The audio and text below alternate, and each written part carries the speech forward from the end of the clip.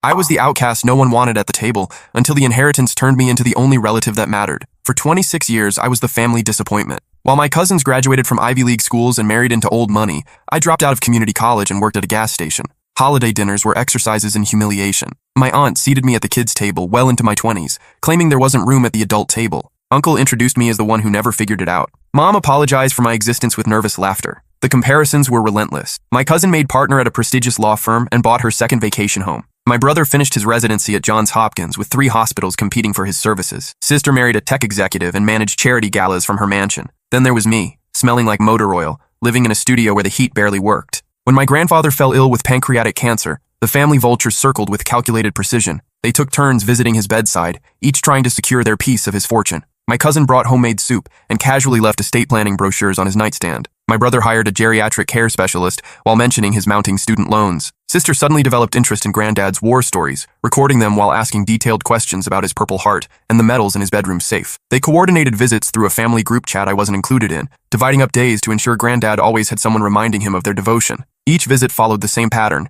bring something thoughtful but cheap, stay long enough to seem caring, work money into conversation naturally. I was explicitly uninvited to these deathbed vigils. Mom claimed seeing me might upset him, given my lifestyle choices and recent mistakes. Translation: my poverty embarrassed them in front of nursing staff, so I stayed away, working doubles while they plotted inheritance strategies in the hospital cafeteria. The funeral was pure theater. Everyone wore designer black and shared heartwarming memories I'd never heard. My cousin delivered a tearful eulogy about their special bond, despite never having real conversations with him. The pastor kept mispronouncing his name, calling him Robert instead of Raymond. After the service, the lawyer announced Granddad's will would be read immediately. Everyone filed into the conference room practically drooling. My cousin had her calculator ready. Brother checked stock prices. Sister discussed interior designers with Mom, planning to redecorate Granddad's house once she inherited it. The lawyer started with small bequests that felt like appetizers. Mom got antique jewelry worth maybe $15,000. Uncle got the boat and lake house. Sister got vintage cars, including the coveted 1967 Mustang. Each inheritance met polite disappointment. Everyone held their breath for the main event.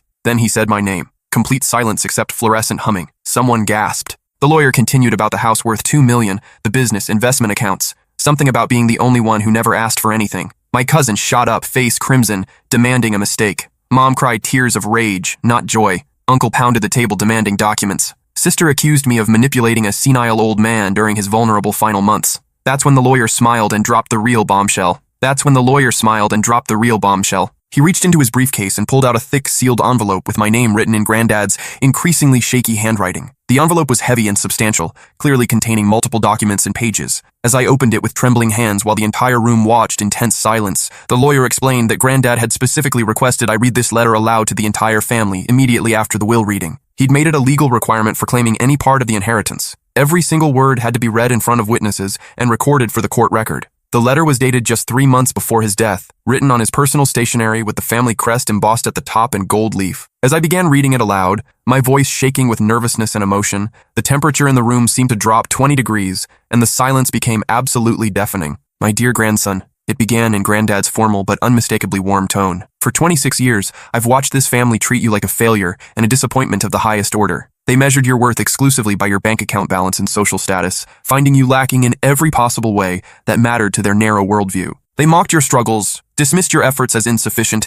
and excluded you from family gatherings because your presence reminded them that success isn't always measured in dollars and prestige. But I saw something entirely different when I bothered to look past their constant criticism and actually observe who you really were beneath all their harsh judgments and cruel dismissals. Every Christmas since you turned 18, you were the only family member who asked about my health and well-being, instead of immediately steering conversations toward my finances, estate planning, or inheritance expectations. While others calculated potential inheritance splits over holiday dinner, you asked about my arthritis flare-ups, whether I was sleeping well through the night, if the new medications were helping with my chronic pain and mobility issues. When your grandmother died 5 years ago, you were the only family member who helped me go through her belongings without cataloging their monetary value or arguing over who should inherit her jewelry, antiques, and valuable collections. You cried with me over her old love letters that revealed the depth of our 60-year romance, and laughed at her terrible cooking stories that no one else wanted to hear anymore because they weren't profitable or useful. You spent an entire weekend helping me organize her photo albums chronologically, listening to my rambling memories about each picture without checking your phone constantly,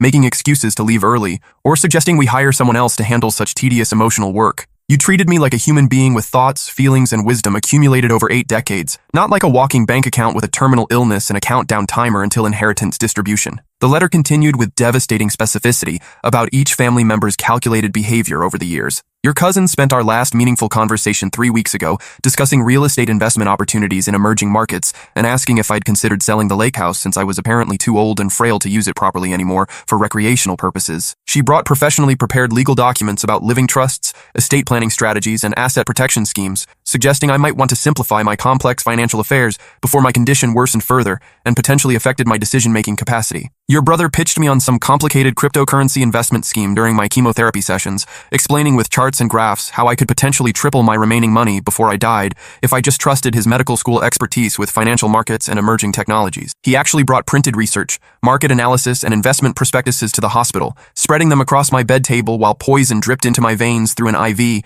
and I struggled with nausea, exhaustion, and the existential terror of watching my body slowly fail. The room remained completely silent, except for my increasingly steady voice reading his devastating observations about their mercenary behavior. But you, my dear boy, you sat with me for hours watching those old black and white war movies I love, never once checking your phone or making excuses about prior commitments, work deadlines, or social obligations that were apparently more important than spending time with a dying old man. You brought me books from the library because you remembered I'd mentioned wanting to read more military history about the Pacific Theater, and you'd actually listen when I explained the historical context or shared stories about men I'd served with who didn't make it home. You listened to my rambling stories about your grandmother without glazing over, changing the subject to something more entertaining, or suggesting we watch television instead because my memories were boring or repetitive. You understood that those stories were precious to me, not burdensome obligations to be endured until you could politely escape. I had to pause to catch my breath as the accusations became increasingly specific and personally damning for each family member. Your mother called me exactly twice in the past year, both times to request substantial loans for personal expenses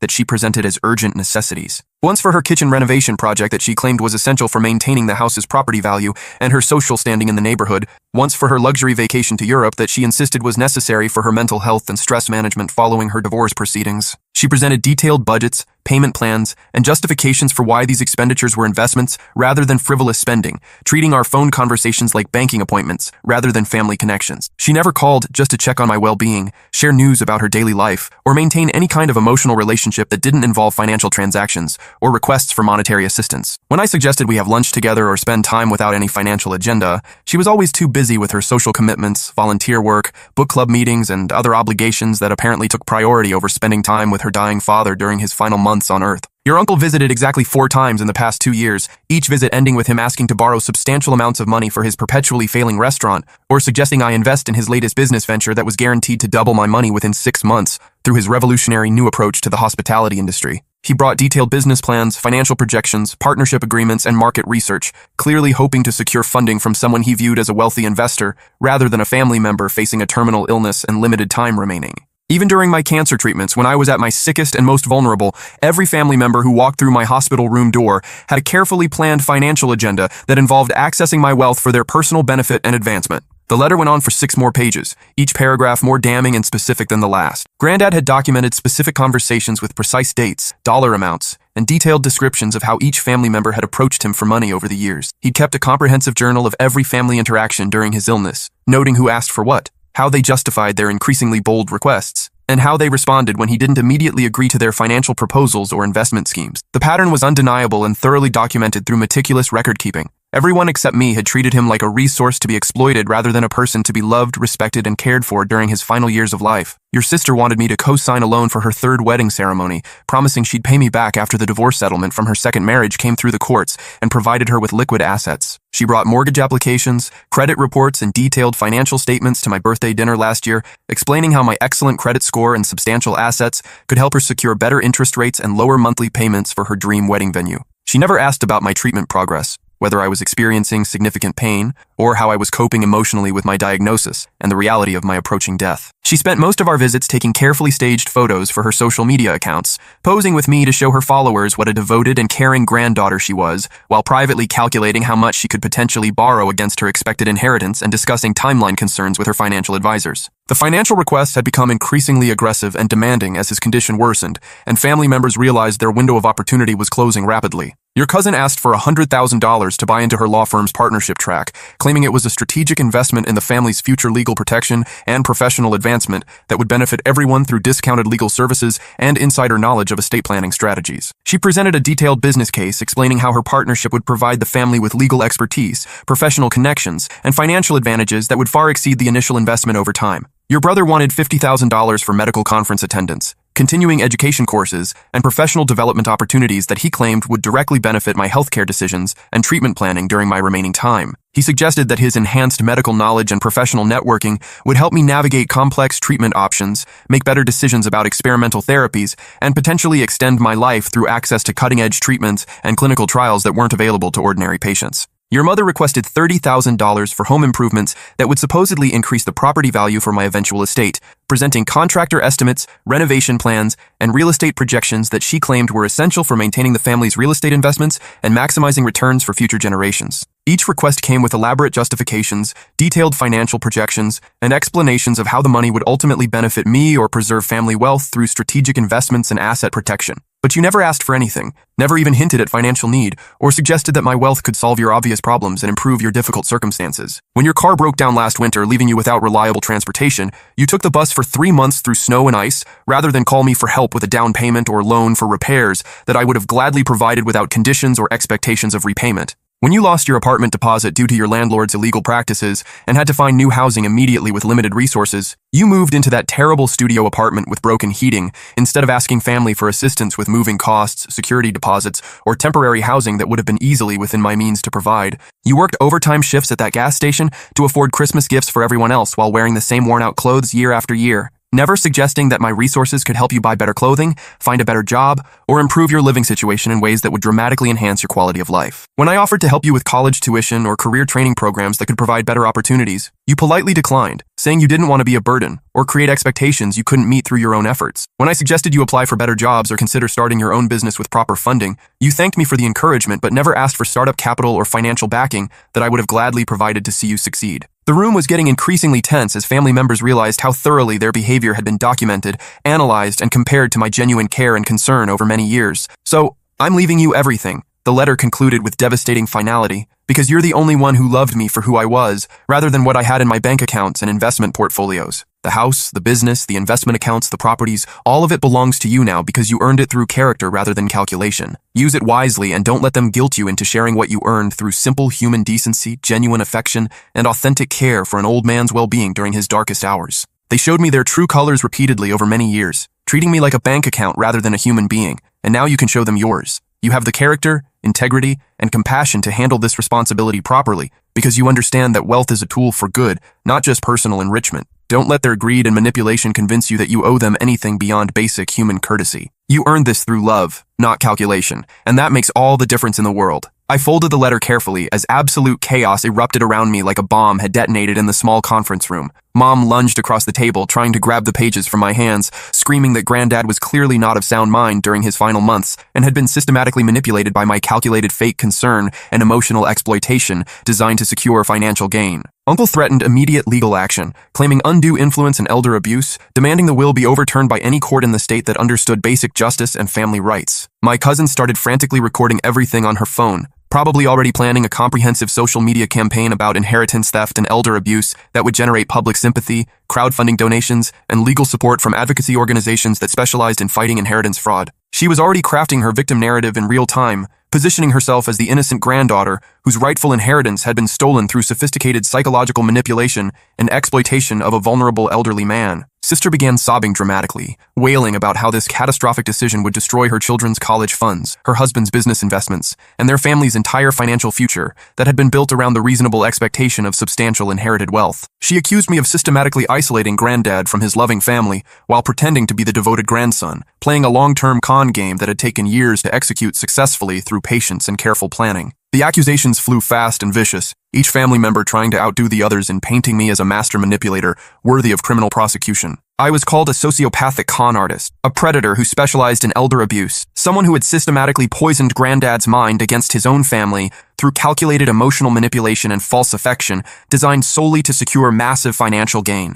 Brother stood up and began pacing frantically around the small room, muttering about how this proved Granddad's cognitive decline had been worse than anyone realized, and that his medical team had failed to properly assess his mental competency during the estate planning process. He claimed his medical expertise gave him special insight into age-related mental deterioration, and that no rational person would make such obviously unfair distribution decisions without external influence, coercion, or significantly impaired judgment. He suggested that Granddad's cancer treatments had severely affected his cognitive function and memory formation, making him particularly susceptible to influence from someone he saw more frequently than other family members and who had unlimited access to manipulate his perceptions and decisions. But the lawyer cut through their hysteria with a calm, knowing smile that suggested he'd been expecting exactly this reaction and was fully prepared for any legal challenges they could possibly mount against the inheritance decision. He explained that Granddad had been meticulously preparing for this moment for over 18 months, ever since receiving his initial cancer diagnosis and realizing he needed to make final arrangements for his estate and business holdings that would withstand legal scrutiny. He'd undergone multiple comprehensive cognitive evaluations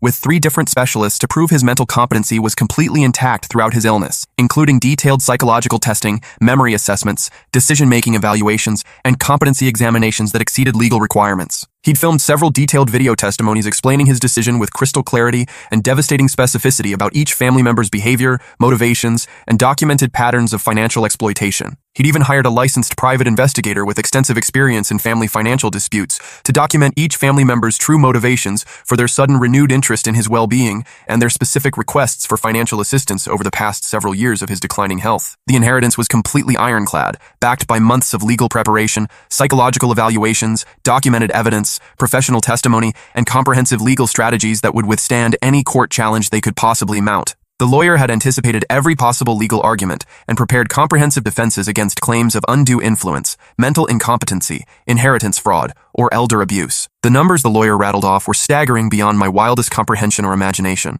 The family house was worth $2.3 million after recent renovations and improvements that Granddad had made over the past decade to maintain its historical character while updating its systems and amenities. The manufacturing business, which I didn't even know Granddad owned until that moment, was professionally valued at $8. $2 million, including all equipment, inventory, contracts, intellectual property, and future earning potential based on current market conditions and growth projections. The various investment accounts contained another $4.7 million in carefully diversified stocks, bonds, retirement funds, and international investments that generated substantial passive income and had been professionally managed for optimal growth and risk mitigation. There were rental properties in 3 different states worth a combined $3.1 million, professionally managed and generating consistent rental income from long-term tenants who'd been carefully screened and maintained stable tenancy for years. Antique collections professionally appraised at over $800,000 included rare furniture, artwork, jewelry, and collectibles that Granddad had accumulated over decades of careful collecting and expert curation.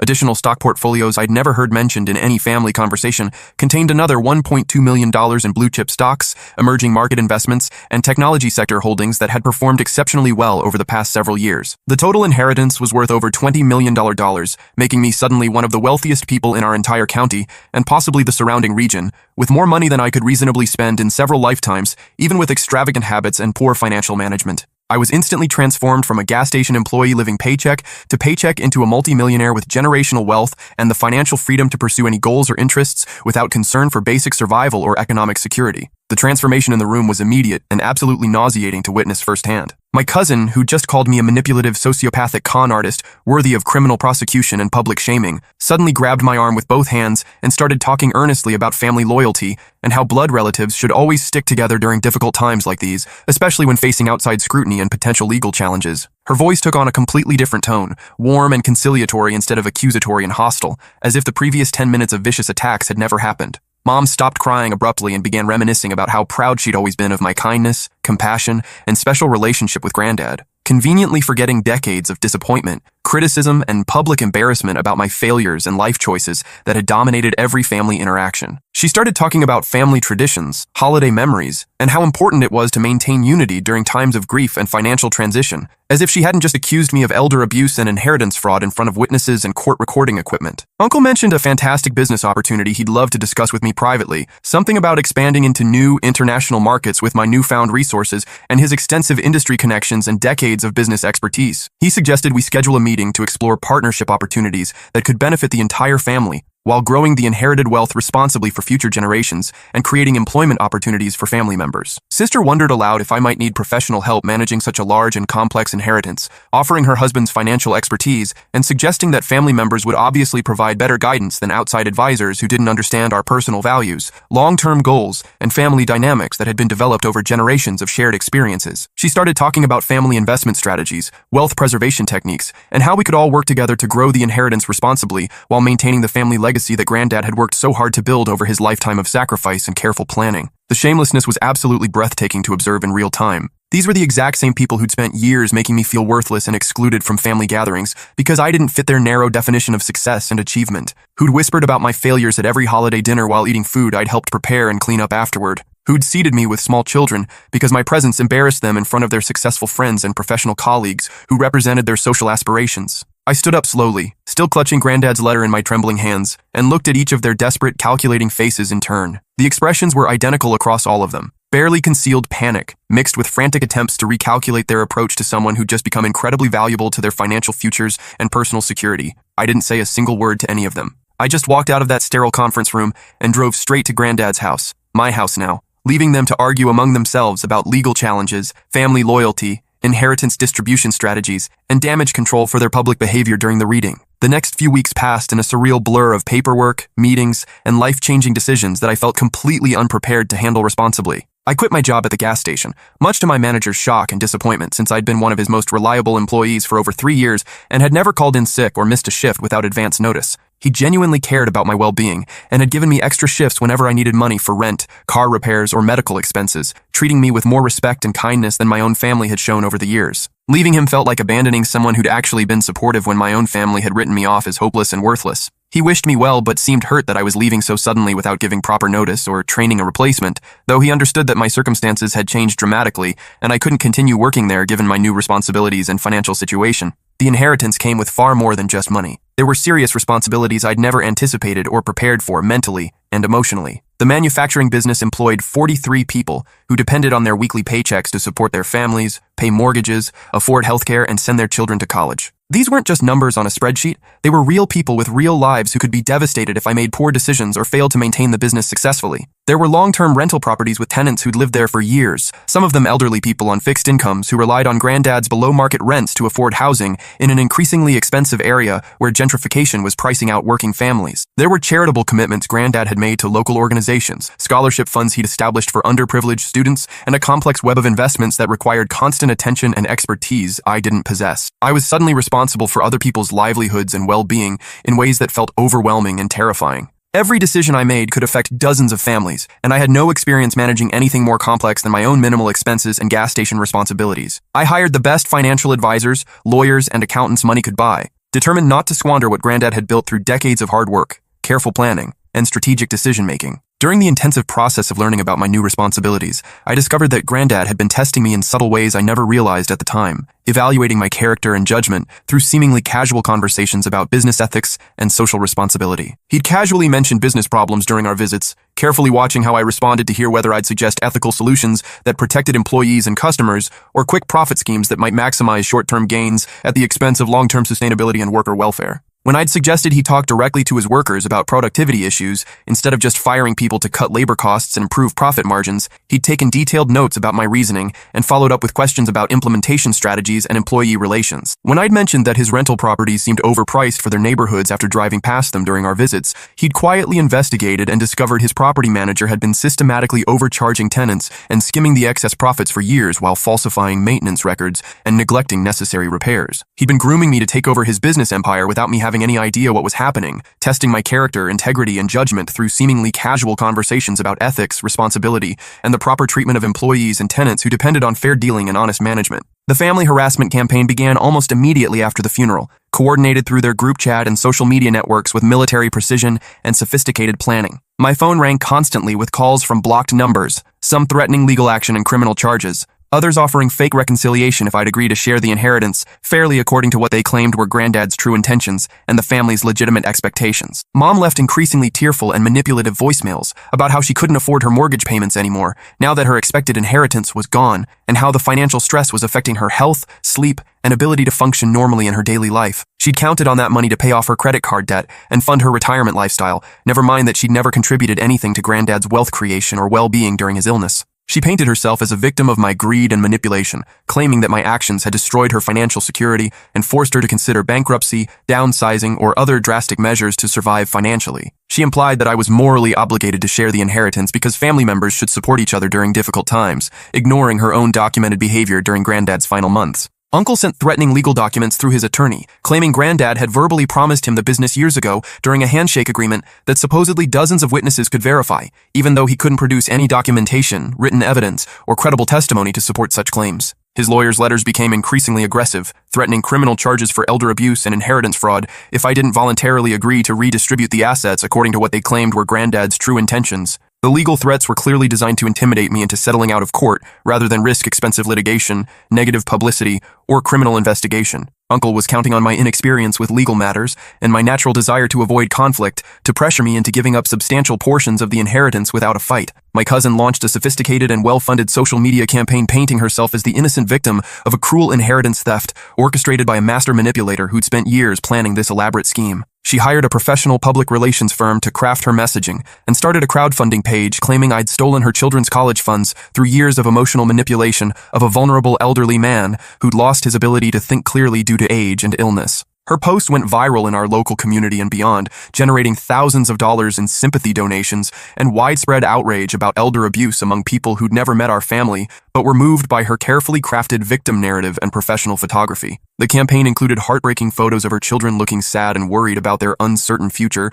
without the college funds they'd been promised. Local news stations picked up the story after her PR firm pitched it as a cautionary tale about inheritance fraud and family manipulation, interviewing family friends who swore Granddad had always intended to divide his wealth equally among all his grandchildren. They found former neighbors who remembered Granddad talking about leaving something for everyone, conveniently ignoring the context that he'd been discussing small personal mementos rather than major financial assets. The media coverage painted me as a calculating sociopath who'd spent years gaining an elderly man's trust specifically to steal millions from his rightful heirs. Expert commentators discussed inheritance fraud, the vulnerability of elderly people to family manipulation, and the warning signs that families should watch for when elderly relatives change their wills unexpectedly. Sister was by far the worst in her harassment tactics and emotional manipulation strategies. She showed up at my new house, Granddad's house, with her 3 young children in tow, claiming they deserved to see the home their inheritance money had been used to maintain over the years. She brought local news crews with her, staging elaborate scenes of her children crying about losing their college funds while she delivered tearful interviews about how I'd systematically destroyed their family's financial security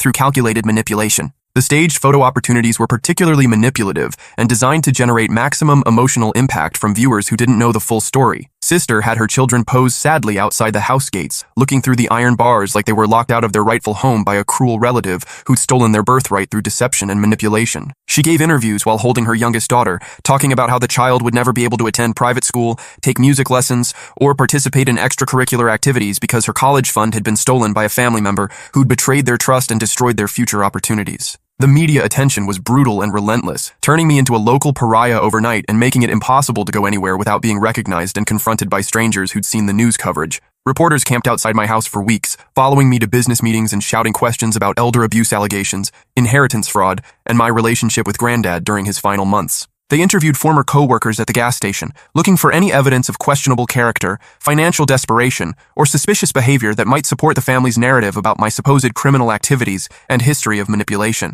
They dug through my credit history, employment records, college transcripts, criminal background checks, anything that might suggest I was capable of the sophisticated long-term manipulation they were alleging. Local television stations ran nightly segments about the case, bringing in expert commentators to discuss inheritance fraud and the vulnerability of elderly people to family manipulation. The coverage painted me as a calculating sociopath who'd spent years gaining an old man's trust specifically to steal millions from his rightful heirs, who had legitimate expectations based on family relationships and previous discussions. Online comment sections were filled with people calling for my arrest and demanding justice for the victimized family members who'd been robbed of their rightful inheritance through what appeared to be an elaborate long-term fraud scheme. But I had Granddad's comprehensive investigation files, and they contained evidence that would completely destroy the family's narrative and expose their true motivations to public scrutiny. For over a year before his death, he'd been systematically documenting every interaction with family members, building an airtight case to support his final decision and protect me from the legal challenges he knew would come. There were hundreds of recorded phone calls where they discussed his assets like he was already dead and buried, calculating inheritance splits and complaining about having to visit him in the hospital during his treatments. Photos taken by his private investigator showed them going through his belongings during visits, clearly cataloging valuable items for future reference and taking pictures with their phones to research resale values and auction potential. Screenshots of family group chat conversations revealed their true motivations with devastating clarity, showing detailed discussions about inheritance distribution, estate planning strategies, and timeline concerns related to his declining health. They calculated inheritance splits down to the penny, complained about his longevity interfering with their financial planning and investment strategies, and strategized about how to maximize their individual shares while minimizing tax obligations and legal complications. There were discussions about his medical care that focused entirely on costs and timing, rather than his comfort, wishes, or quality of life during his final months. They'd even researched the average life expectancy for his specific type of cancer and discussed whether his expensive treatments were worth the financial cost given his limited time remaining and the impact on their potential inheritance amounts. The private investigator had been incredibly thorough in his surveillance work, documenting patterns of behavior over many months with professional-grade equipment and techniques. There were financial records showing how each family member had suddenly become generous with gifts and visits after Granddad's first heart attack, clearly motivated by inheritance concerns rather than genuine affection or family loyalty. Restaurant receipts from family dinners where I wasn't invited,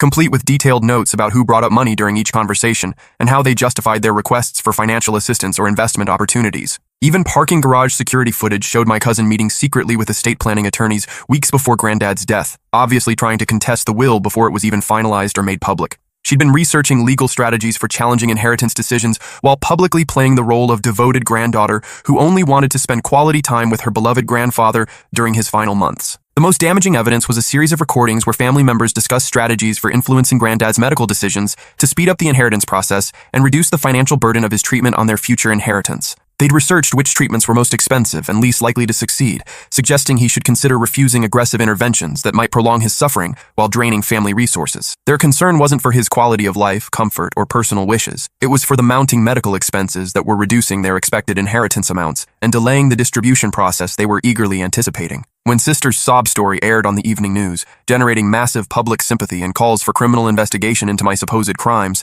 I decided it was time to release everything Granddad had collected. I held a press conference with the same lawyer who'd read the will, presenting the evidence methodically and letting the facts speak for themselves without editorial commentary or emotional appeals. The public revelation was absolutely devastating for the entire family, destroying their reputations and credibility overnight in the most spectacular fashion imaginable. The same media outlets that had portrayed me as a heartless predator suddenly ran exposés about the family's systematic greed and manipulation of a dying man. My cousin's crowdfunding campaign was immediately shut down for fraud after donors realized they'd been completely lied to about the circumstances and had been manipulated into supporting a false narrative. The thousands of dollars she'd collected had to be returned to angry donors, and several filed police reports about being scammed through deliberately false information and emotional manipulation. The crowdfunding platform banned her permanently and flagged her case as an example of inheritance fraud for their fraud prevention training materials. Mom lost her job at the bank after her employer reviewed the recorded conversations where she discussed Granddad's death like a business opportunity and calculated exactly how much money she needed him to die quickly to solve her personal financial problems.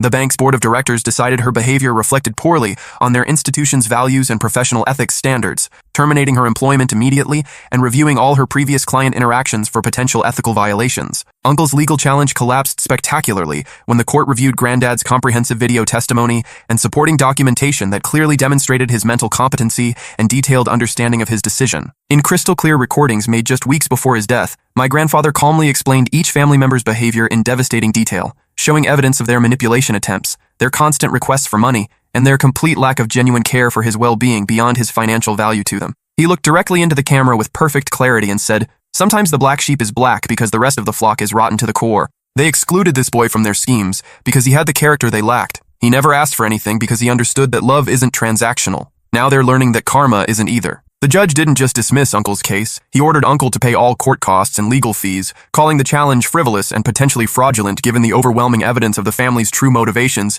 and their complete lack of credible evidence supporting their claims. The local bar association opened an investigation into Uncle's attorney for filing obviously false claims about verbal inheritance promises that couldn't be substantiated with any credible evidence or documentation. But the inheritance came with massive unexpected complications that money couldn't easily solve, and responsibilities that kept me awake at night worrying about other people's livelihoods. The manufacturing business was struggling far more than Granddad had ever let on during our conversations, probably to avoid worrying me or influencing my behavior toward him with knowledge of financial pressures and business challenges. Foreign competitors were systematically undercutting prices on major contracts. Key clients were jumping ship to cheaper alternatives overseas, where labor costs were a fraction of domestic rates, and much of the equipment desperately needed expensive updates to remain competitive in rapidly evolving markets where technology changed constantly, and efficiency improvements were essential for survival. I faced an immediate choice between protecting my newfound wealth through conservative financial management and saving 43 jobs that supported 43 families in our economically depressed town, where good employment opportunities were increasingly rare and unemployment benefits barely covered basic living expenses. I chose the jobs without hesitation,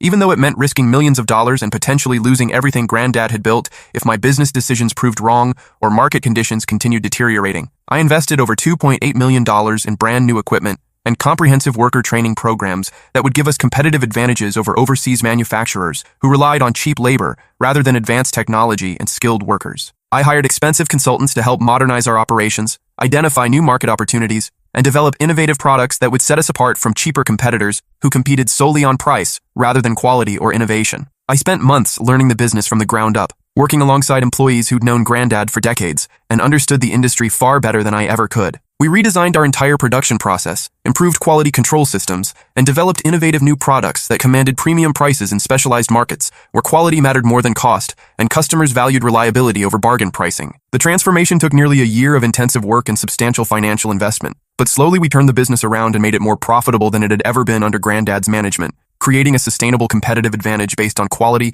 innovation, and customer service rather than simply undercutting competitors on price. The rental properties presented their own complex moral dilemmas that tested my values daily and forced me to balance compassion with financial responsibility in ways I'd never experienced before. Granddad had been an unusually generous landlord, often letting tenants slide on rent payments during medical emergency, job losses, or family crises that left them temporarily unable to pay their full monthly obligations. The properties desperately needed major repairs and updates to remain safe, habitable, and competitive with other rental options in the area, but raising rents to market rates would displace families who'd lived there for years and couldn't afford higher housing costs in our increasingly gentrified community where property values had skyrocketed beyond the reach of working families. I had to balance basic financial responsibility and property maintenance with the compassion Granddad had always shown his tenants, many of whom were elderly people on fixed incomes or working families struggling to make ends meet in an economy that offered few opportunities for advancement or wage growth. I decided to keep the rents artificially low and absorb the repair costs myself, even though it meant hundreds of thousands of dollars less income each year and significantly slower return on investment compared to market rate properties. It was the right thing to do,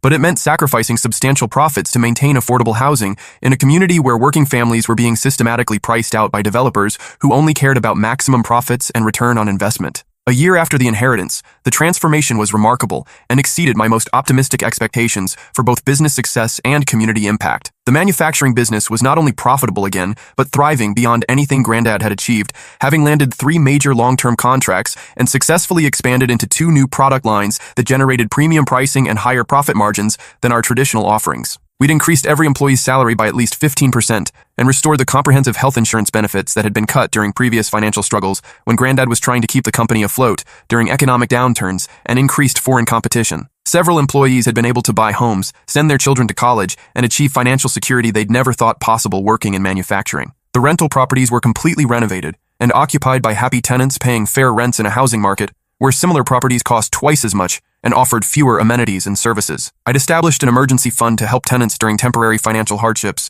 and several families had used it to avoid eviction during medical emergencies, job transitions, and family crises that would otherwise have left them homeless. My personal investment portfolio had grown by 38% through careful management and strategic reinvestment of profits from the business operations, rather than simply extracting maximum dividends for personal use. The antique collections had been professionally appraised and properly insured, with several pieces donated to local museums for public display where they could be appreciated by the broader community rather than hidden in private storage. I'd established a charitable foundation in Granddad's name that supported local education initiatives, healthcare programs for uninsured workers, and scholarship opportunities for students from low-income families who showed academic promise but lacked financial resources for higher education. But the real transformation was personal and psychological, changing my entire sense of identity and purpose in ways I never could have anticipated. I'd gone from being the family failure to someone that dozens of people depended on for their livelihoods and well-being. Employees brought me their personal problems because they trusted my judgment and knew I genuinely cared about their welfare beyond their productivity at work. Tenants thanked me regularly for maintaining affordable housing in a community where most working families were being displaced by gentrification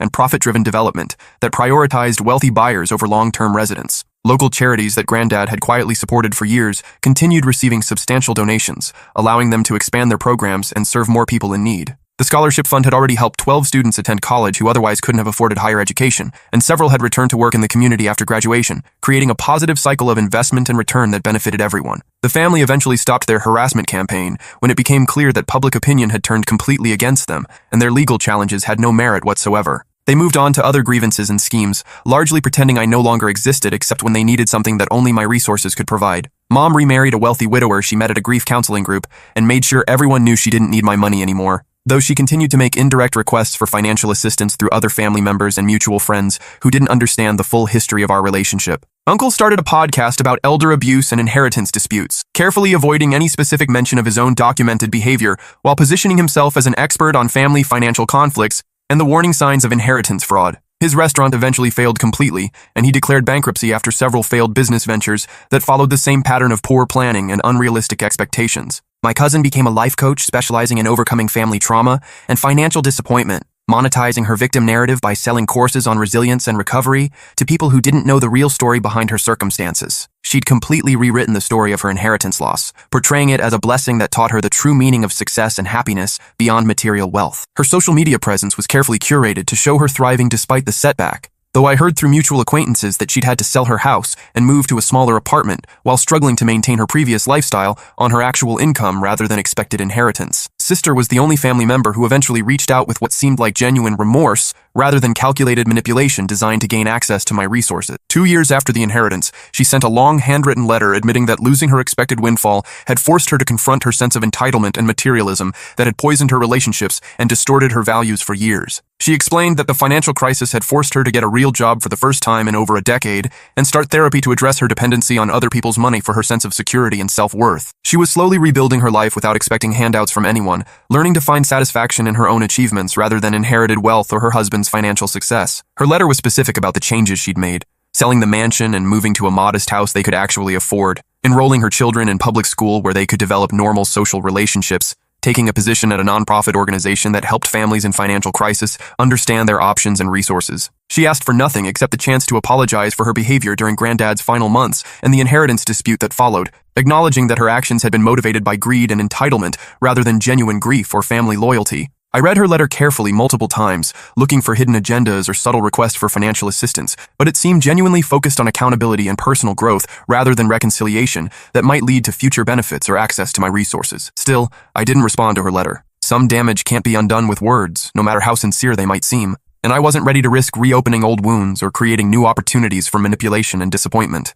3 years after Granddad's death, I found myself standing at his grave on the anniversary, carrying his favorite yellow roses and a detailed report about everything I'd accomplished with his legacy. I told him about the business successes, the employee bonuses, the families who could afford to stay in their homes because of reasonable rent policies that prioritized people over profits. I described the scholarship fund we'd established for local students pursuing manufacturing careers and the healthcare clinic we'd funded for uninsured workers who couldn't afford medical care through traditional insurance systems. I explained how his investigation had protected me from the family's legal challenges and public relations attacks, allowing me to focus on building rather than defending. I thanked him for seeing potential in me that I'd never recognized in myself, for teaching me that personal worth isn't measured by wealth, but that wealth can be measured by the positive impact you have on other people's lives and opportunities. As I walked away from his headstone toward the car, I realized the real inheritance had never been the money, properties, or business assets that everyone else had coveted. The true gift was the lesson that being rejected by a toxic system isn't personal failure. It's often a blessing in disguise that reveals your true character and potential. Sometimes you have to be cast out by the wrong people to discover exactly who you're meant to become